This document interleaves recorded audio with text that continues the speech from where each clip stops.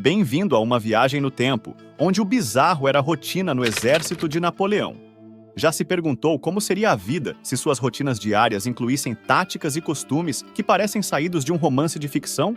Então, prepare-se, pois hoje em Histórias UOL, iremos mergulhar nas coisas bizarras que eram normais para o exército de Napoleão. De estratégias de batalha inesperadas a hábitos pessoais peculiares, este vídeo vai revelar as excentricidades que definiram uma das forças militares mais formidáveis da história. Por que você deve continuar assistindo? Entender essas peculiaridades históricas não apenas proporciona anedotas divertidas, mas também nos dá uma maior apreciação de quão longe as práticas militares e as normas sociais evoluíram. Imagine aplicar algumas das estratégias de Napoleão no mundo de hoje. Como elas se sairiam em seus desafios diários no trabalho ou na solução de problemas. Então, você já se sentiu preso ao pensamento convencional ao enfrentar um problema? Fique conosco e vamos explorar como pensar fora da caixa, ao estilo napoleônico, pode ser justamente a faísca que você precisa. Prepare-se para se divertir, se surpreender e se inspirar. Nas areias escaldantes do Egito, Napoleão, tendo falhado em prestar atenção às severas lições sobre conservação de água fornecidas por seus assessores, embarcou em outra aventura perigosa no ano seguinte. Após conquistar o Cairo, a grande armée foi precipitadamente comandada para marchar até a Síria. Uma jornada imprudente de 10 dias exaustivos, marcada por uma escassez crítica de provisões e água. A água disponível não era apenas morna e mal cheirosa, mas também visivelmente contaminada, descrita de maneira depreciativa por um sargento como sendo tão suja quanto as águas turvas usadas nos tanques dos sapateiros onde seus recipientes de pele de cabra eram fabricados. Falando em sapateiros, o calçado do exército era igualmente desastroso. Feito de couro bovino rígido, cada bota pesava 611 gramas e estava disponível em apenas 3 tamanhos mal ajustados.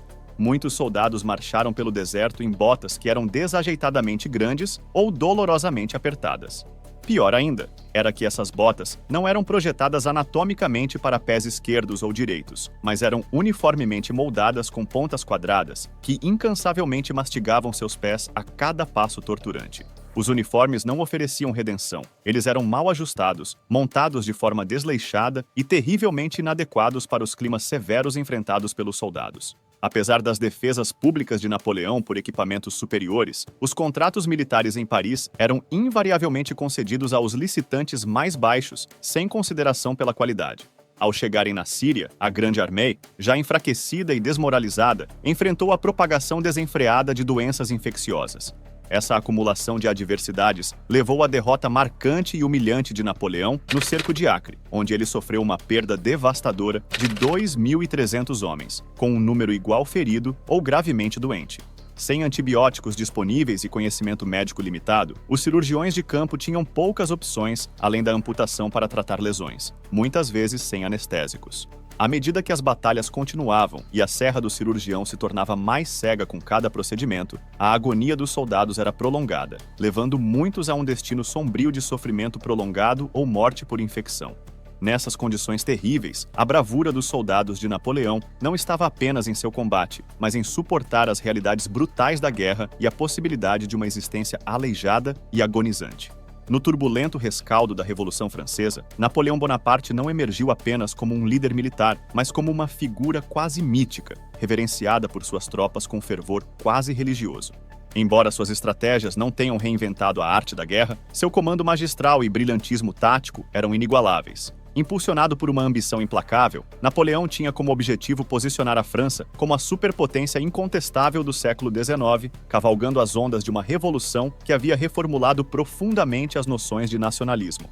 Antes da Revolução, a hierarquia militar francesa estava impregnada de nepotismo. A oficialidade era frequentemente um direito de nascimento reservado à nobreza.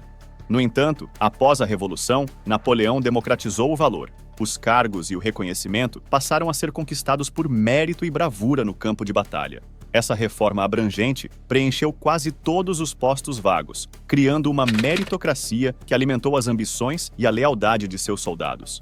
Cada ato de valor, cada demonstração de perspicácia tática, poderia elevar um soldado comum às fileiras dos oficiais, aproximando os homens de seu líder. A abordagem de Napoleão não era apenas tática, era profundamente pessoal. Ele era conhecido por microgerenciar as nomeações militares, garantindo que apenas os mais merecedores subissem ao comando. Essa atenção meticulosa aos detalhes, embora inicialmente uma força, mais tarde plantou as sementes de sua queda. No entanto, sua conexão pessoal com suas tropas era inegável. Por exemplo, durante uma inspeção, ele uma vez perguntou quem era o mais corajoso entre eles.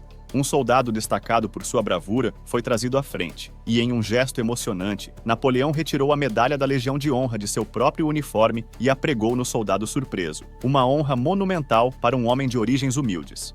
Um dos episódios mais lendários ocorreu durante a Batalha de Arcole em 1796, no meio da campanha italiana. Enquanto suas tropas enfrentavam um forte bombardeio das forças austríacas, tornando quase impossível atravessar uma ponte crucial, Napoleão aproveitou o momento com dramaticidade. Ele pegou a bandeira tricolor da França, espada na mão, e posicionou-se na vanguarda de seus homens. Com um grito de guerra: "Soldados, lembrem-se de que carregam em seus peitos o nome da República Francesa." Ele avançou em direção aos canhões inimigos. Sua audácia provocou uma onda de adrenalina entre suas tropas, que o seguiram pela ponte até uma vitória retumbante. O estilo de liderança de Napoleão era reminiscente de Alexandre, o Grande. Não apenas inspirava seus homens com palavras, mas também compartilhava suas dificuldades, comendo e dormindo ao lado deles no campo. Essa parceria fiel, acompanhada da luta compartilhada, enraizou seu lugar não apenas como comandante, mas como uma figura lendária, epitomizando os ideais e as aspirações de sua nova França. Era uma conexão profunda que transcendia a mera mecânica da estratégia militar, elevando sua liderança ao reino das lendas. No auge da campanha egípcia, o peso da nostalgia pesava fortemente sobre as tropas francesas. Para aliviar a saudade de casa, Napoleão orquestrou o plantio de palmeiras maduras ao redor do acampamento, transformando o deserto árido em um oásis mediterrâneo. No entanto, isso era apenas parte de sua grande estratégia para manter o moral. Ele enviou um grupo de acadêmicos em uma missão não apenas para desvendar os segredos antigos do Egito, mas também para fornecer diversão aos seus soldados. As descobertas dos acadêmicos deram origem a excursões e forneceram material para histórias que animavam as reuniões noturnas ao redor das fogueiras. Em regiões intocadas pelo caos da batalha, a governança de Napoleão ecoava a familiaridade do povo comum, conquistando o carinho de seus soldados e fomentando uma lealdade feroz que os levava a entrar no combate novamente. Na primavera de 1812, o carisma de Napoleão havia reunido uma formidável força de 600 mil homens de cada província de seu vasto império. Não apenas franceses, mas também alemães, poloneses e italianos se reuniram sob sua bandeira, preparados para segui-lo até os confins da terra.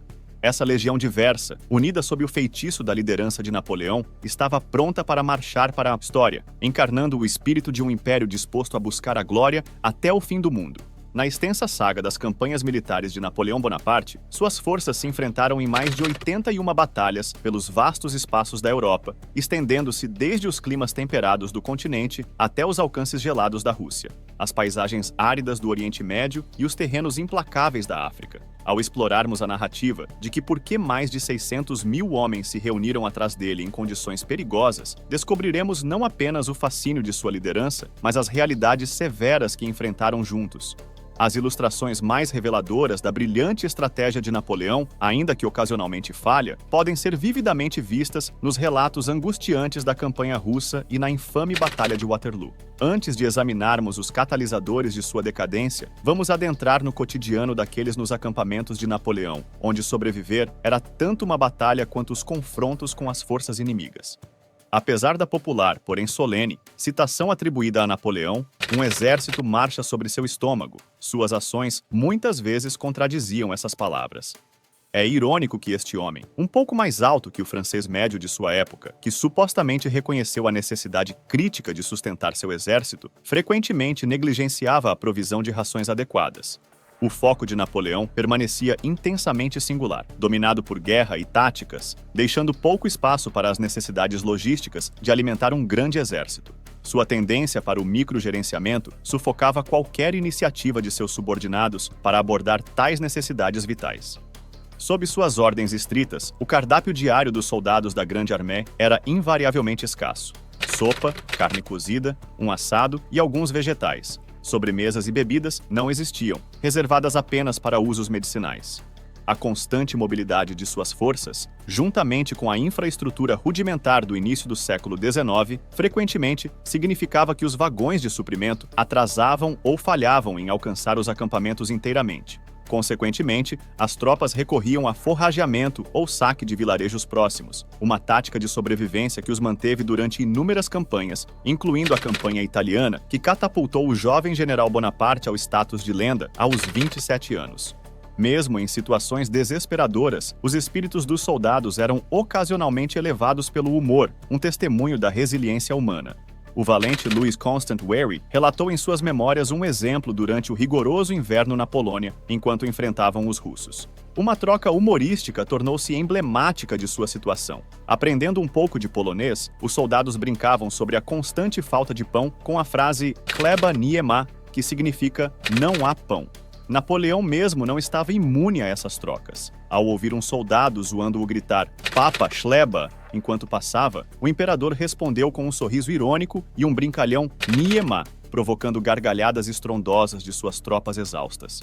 Nos desertos abrasadores de Alexandria ao Cairo, as tropas de Napoleão suportaram uma marcha implacável, uma manobra estratégica emblemática da ambição implacável de seu líder. Privados de cantis de água para acelerar o passo através das areias ardentes, esses soldados, trajados com pesadas armaduras europeias, marcharam por 3 dias seguidos. A urgência era tanta que até os preciosos minutos para encher seus cantis eram considerados um atraso demasiado grande. O desespero levou muitos a descartar seus biscoitos duros, um erro grave nascido dos sucessos anteriores na Itália, onde era possível forragear comida. Esse equívoco se mostrou fatal para alguns. A sede ceifou vidas, a fome enfraqueceu outros, e o calor opressivo levou muitos à loucura, alguns terminando tragicamente suas próprias vidas ao alcançarem as margens nutritivas do Nilo. Essa devoção extrema a Napoleão canalizou seu sofrimento coletivo em uma resolução feroz para lutar, não para atender às necessidades básicas, mas para cumprir a visão de seu líder. No entanto, a campanha na Rússia pintou um quadro ainda mais sombrio de dificuldades. No meio do frio cortante que despencava para 20 abaixo de zero, a fome empurrou os homens famintos a consumir carne de cavalo, bizarramente temperada com pólvora, um testemunho das circunstâncias desesperadoras que enfrentavam. Enquanto circulavam relatos de Napoleão jantando seu costumeiro repasto de pão branco, cortes escolhidos de carne ou carneiro e arroz com feijão, oferecendo um contraste gritante com o sofrimento de seus soldados, o historiador francês André Castelot sugeriu que a alimentação de Napoleão não era diferente da de seus homens.